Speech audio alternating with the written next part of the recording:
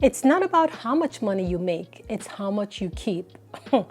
And I wish if I had someone 20 years ago to tell me this, things would have been a lot different. But let's talk about it. Everything is rising, inflation is rising, but salary, there's no raise.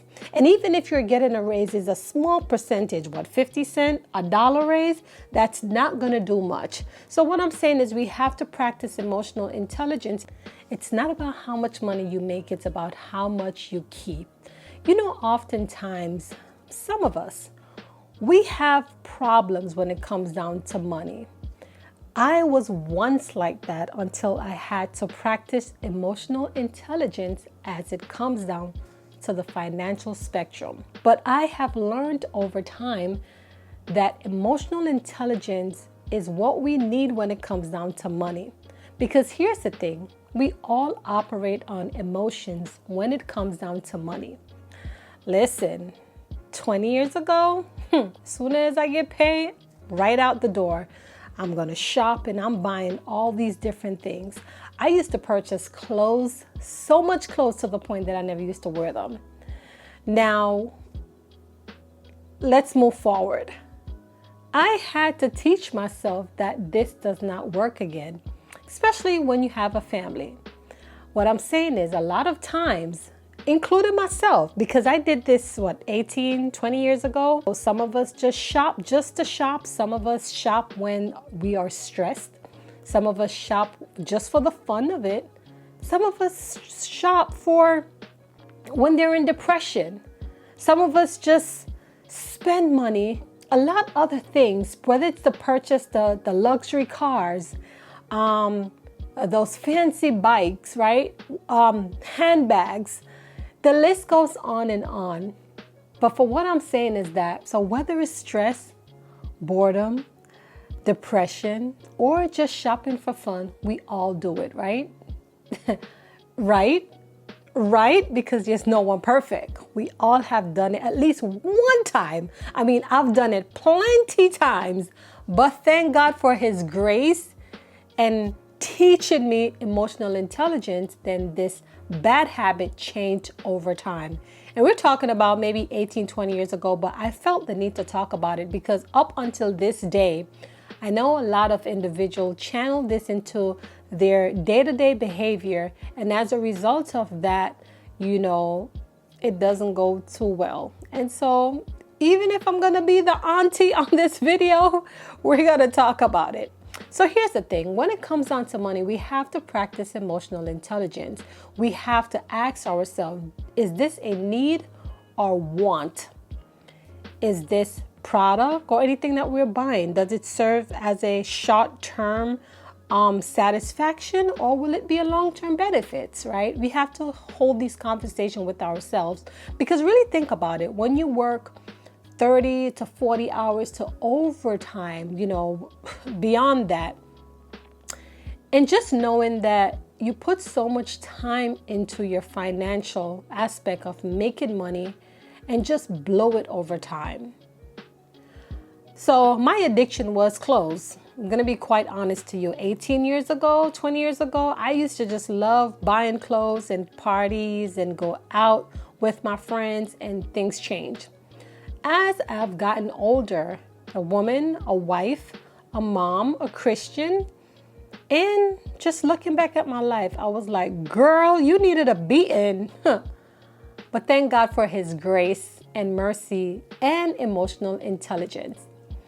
Therefore, I learned how to practice when it comes down to spending and making effective decisions as it relates to my finance. Another tip is to focus on the long-term benefits than focusing on the short-term satisfaction, because this can hurt us in the process.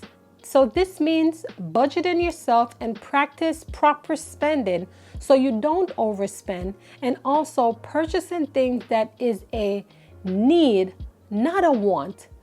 Something that is going to be beneficial and not something that you're going to just purchase because your eye wants it, your eye see it, and your subconscious mind is giving you all the reason why you need to get it.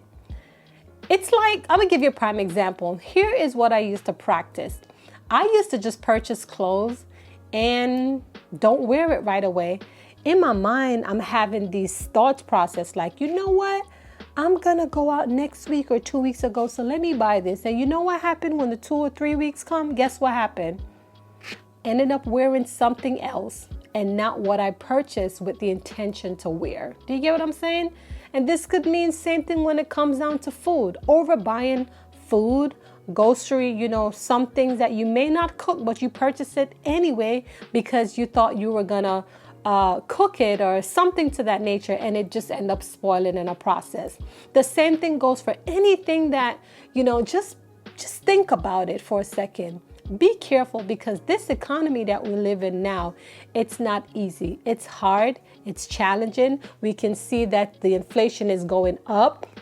And it's not getting any better. Like right now, rent for a 2 or 3 bedroom in Florida, it's about anywhere from about $1,700, $1,800 to $2,000. Housing, right? When you could purchase a house for $200,000, now house is going up for $500,000 to $600,000. So what I'm saying is everything is going up. And here is the messed up part about it. Everything is rising. Inflation is rising, but salary, there's no raise. And even if you're getting a raise, it's a small percentage, 50 cents, $1 raise, that's not going to do much. So what I'm saying is we have to practice emotional intelligence. When you receive that paycheck, thoroughly think about what you're going to do, because one thing you don't want to do is to work in vain, and making sure you're budgeting yourself. And listen, this video is not only for you, because I'm teaching myself as well, okay? But I also want to talk about this because I feel like it's vital. And in a sense, it helps us, right? You and I, it helps us. Let us be aware of some of those bad habits that we may have been channeling into our behavior. And this is a video of how we can move forward on how to stop it, and take our time to make ourselves better in the process. So what I'm saying is just be careful of how you are spending, and just focus on the long-term benefit than the short-term satisfaction that it's not going to solve anything. Most of all, we want to channel a healthy relationship with money. We want to do the right thing. We want to make sure we're planning ahead. We want to make sure we're being proactive at the things that needs to be done. So just think thoroughly. Use emotional intelligence as it comes down to your finance. Make sure that you are planning ahead of time, being proactive into knowing what you're going to be spending your money, and you're going to think, is it worth it? Am I going to use this? Is it for a long-term benefit as opposed to short-term satisfaction? So again, and I'm not saying, listen, use your money to do everything else. Listen, you have to treat yourself. You come first. You have to prioritize yourself.